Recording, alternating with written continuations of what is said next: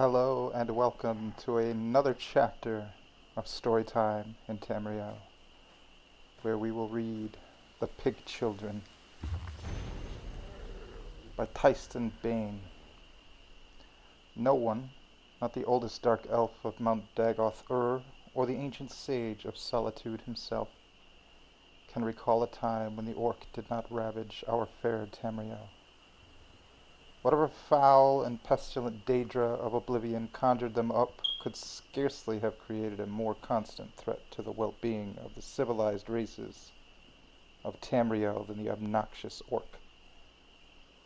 Orcs are thankfully easy to recognize from other humanoids by their size, commonly 40 pertons in height and 15,000 engains in weight, their brutal pig-like features and their stench. They are consistently belligerent, morally grotesque, intellectually moronic, and unclean. By all rights, the civilized races of Tamriel should have been able to purge the land of their blight eras ago. But their ferocity, animal cunning, and curious tribal loyalty have made them inevitable as leeches in a stagnant pool. Tales of orcish barbarity precede written record.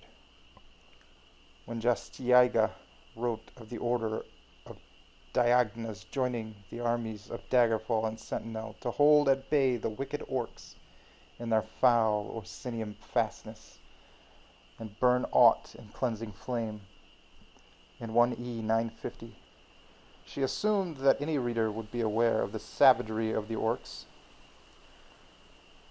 When the siege was completed 30 years later, after the death of many heroes, including Gaiden Shinji, and the destruction of Orsinium scattered the orcish survivors throughout the Hrothgarian mountains, she further wrote, "The free peoples rejoice, for that their ancient fell enemy was dispersed into diverse parts."